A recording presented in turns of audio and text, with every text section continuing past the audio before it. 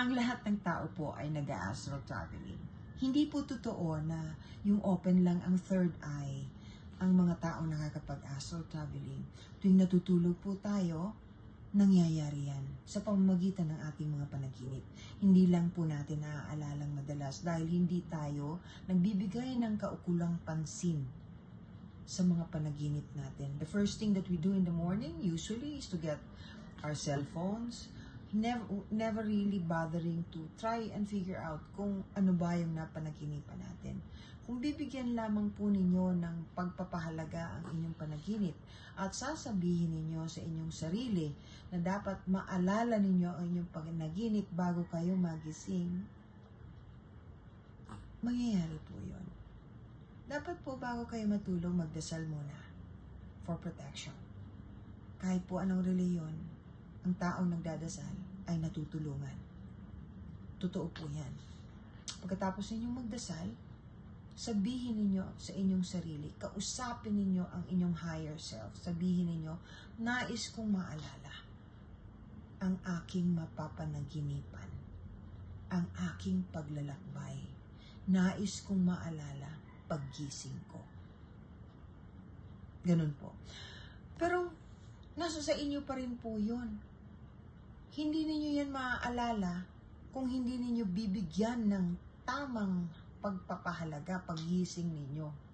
Dapat po paggising ninyo, kunin na po ninyo yung ballpen at saka yung papel o notebook na nakahanda at isulat ninyo. Lalabas po yan sa daliri ninyo, maisusulat ninyo po yan kung yun ang una ninyong gagawin.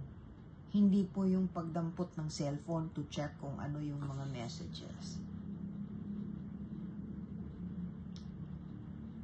May klase po ako ng astral traveling ngayong May 3. Lahat po ng estudyante ko,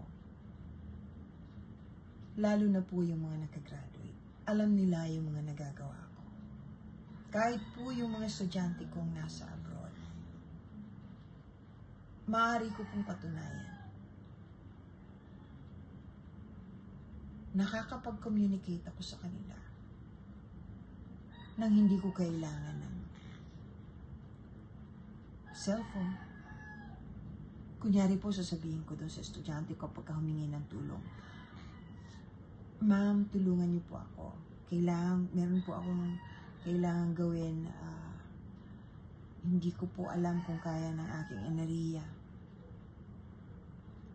Hindi po ito pagmamayabang. Ito ay bagay na pag binigyan nyo talaga ng pagpapahalaga ay matututunan naman ninyo.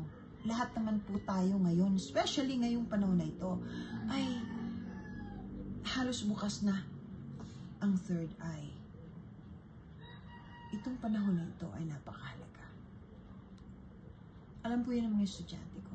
At nararamdaman nila pagka ginagawa ko. Kung ano yung iba nga po, ultimong ngipin ay nahingilo pag ginawa ko na po yun, yung hindi ko po pwedeng i-detalye yung tungkol sa mga bagay na hinihiling nila, na kailangan nila. Pero may kinalaman po ito sa enerhiya. Yung tungkol po sa panaginip, pagkukulan niyo po ng pansin. Kasi tuwing natutulog tayo at nag-astral traveling, nakakapunta po tayo sa mga lugar, sa realm, na akala natin ay hindi natin pwedeng puntahan. Nakakapasok po tayo sa portal. Ang atin pong panaginip ay nasa harapan ng portal. Hindi nyo kailangang hanapin sa lugar na ang akala ng iba ay nasa outer space o sa mga ilang na lugar o mga bagay na espesyal na lugar ang portal. Hindi po. Pag nananaginip tayo, nakakapasok tayo sa portal. Tandaan nyo yan. Kaya ang payo ko po dun sa mga may sakit, ito po ang laking bagay kung susundin nyo lang at paniniwalaan dahil wala namang mawawala. Bago kayo matulog, magdasal. Una sa lahat, magdasal. Pangalawa, hingin ninyo kay Ama. na kung maaari ay tulungan kayong gumaling, na kung maaari ay makapasok kayo dun sa parang hospital o green room na tinatawag at bigyan kayo ng mga kaukulang espesyalista na maaring makapaggamot sa inyong karamdaman. Allow yourself to do that. Believe in it. And go back every night if you can. Have faith. Ang laking tulong po ito sa mga may sakit. Lalo na kung sasabihin ninyo po kay Ama o sa langit kung ano ang dahilan kung bakit gusto niyo pang humaba ang inyong buhay. Huwag ninyong kalilimutan itong sinasabi ko. Totoo pong lahat ito. Tayo ay nakakapasok sa portal tuwing tayo'y natutulog. Huwag niyo nang hanapin sa ibang lugar ang portal. Magdasal lang kayo at paniwalaan na maaari ninyo itong mapasok o mapuntahan. Huwag niyo na pong ambisyonin yung Akashic Records dahil hindi naman lahat ng tao o kaluluwa ay makakapasok doon. Hindi po totoo na lahat o kahit sino pwede. Hindi po. May designated po, may mga antas ang kaluluwa na maaring o misyon. Hindi lahat ng tao o hindi po lahat ng kaluluwa. Ngayon, wag din po ninyong katakutan yung tinatawag na sleep paralysis. Yung nagising ka, gising ang iyong diwa, pero hindi ka makagalaw at natatakot ka.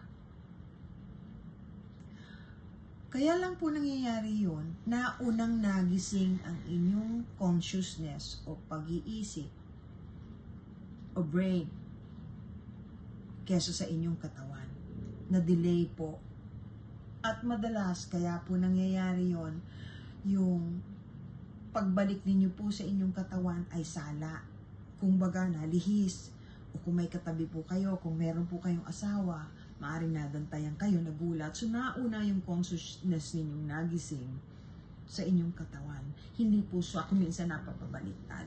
Pero believe me, babalik yan sa normal. Babalik po yan sa normal. At huwag ninyong katakutan yung mga entities na sabi nila maaring pumasok sa inyong katawan, mag-take over. Hindi po mangyayari yun. Hindi yan mangyayari. Hindi kayo magagalaw at masasaktan ng kahit na anong negative forces o evil spirits kung hindi ninyo ito papayagan. Actually, ganun din naman sa pagkagising tayo. Ganun din naman yun eh. Mangyayari lang yung possession if you allow it to happen. It always has something to do with you. Kaya huwag niyo pong kalilimutan magdasal. Yung astral traveling class ko po, ngayong next month, May 3. Kasi remote viewing class ang meron ako ngayong next Saturday. Astral traveling muna po ang dapat ninyong matutunan kung gusto talaga po ninyong mag-aral. And pwede naman po kayong magparehistro kung makakaabot kayo sa Spiritual Alchemy PH at Gmail. Spiritual Alchemy PH at Gmail. Kung gusto niyo pong magparehistro at matuto. O gusto lamang po ninyo ng information. Maraming salamat po. Pinagdadasal ko kayong lahat. Hindi lang po yan. I appreciate each and every one of you. Maraming salamat. Sana po mag-subscribe kayo. Thank you and God bless all of you.